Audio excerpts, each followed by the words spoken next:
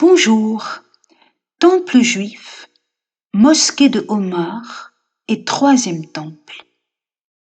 Au retour d'exil à Babylone, les Juifs rebâtirent le temple de Salomon, selon la volonté du Seigneur. Il fut dédicacé en l'an 515 avant Jésus-Christ. Or, Jésus, Issa, annonça à l'avance la fin du temple.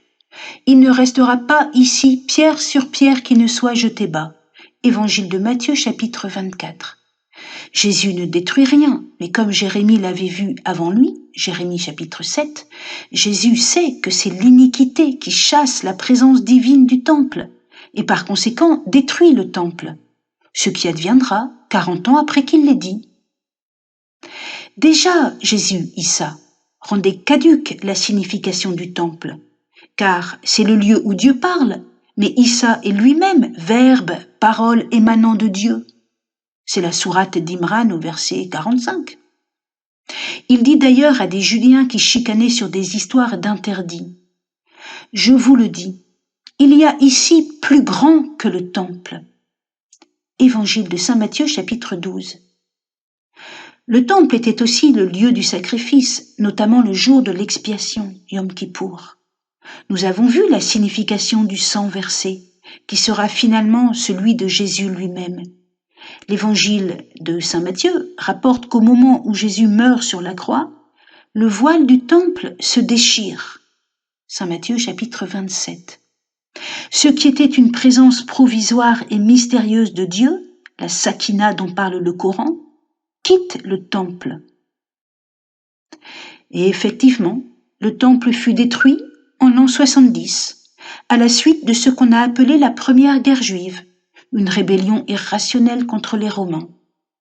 La seconde guerre juive fut dirigée par Bar Korba, qui se présentait comme un messie allant rétablir le temple.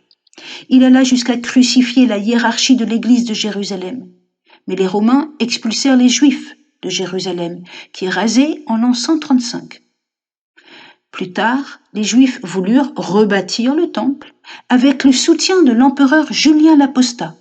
Mais en l'an 363, un tremblement de terre ruina les travaux, et le jour suivant, un feu descendu du ciel en consuma les débris.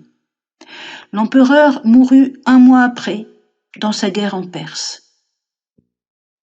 L'esplanade resta un champ de ruines jusqu'à l'arrivée de Omar, en l'an 638. En fait, fin 637, l'évêque Sophrone de Jérusalem avait déjà convaincu les défenseurs d'ouvrir la ville aux Arabes, qui, avait-il écrit dès 634, se vantent de dominer le monde entier. Ceci était accompagné par des Juifs nazaréens ou judéo-nazaréens qui commencèrent immédiatement à bâtir, non pas ce qui sera appelé plus tard la mosquée de Omar, mais une bâtisse cubique aux dimensions du temple. Arrivé sur place, Omar procéda à un sacrifice devant ce temple. Muhammad était mort. On attendait toujours la redescente du ciel de Issa, Jésus, qu'il avait fortement annoncé. Mais il ne redescendit pas. Et le temple cube fut modifié. Il y avait eu d'ailleurs un gros tremblement de terre en l'an 661. Finalement, à sa place ou à quelques mètres près, le calife Abd al-Malik construisit l'octogone qu'on voit aujourd'hui et qui est appelé erronément mosquée de Omar et appelé également dôme du rocher. Aujourd'hui, des courants mondialistes centrés sur Jérusalem comme capitale du monde veulent détruire le dôme du rocher.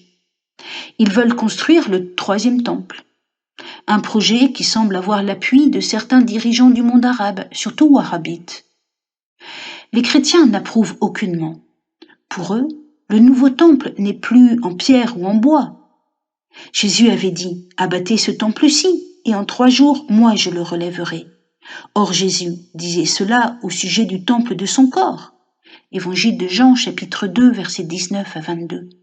Et les chrétiens savent qu'un tel troisième temple à Jérusalem ne pourra être que celui de l'Antichrist, le Messie imposteur. Merci, au revoir, à bientôt.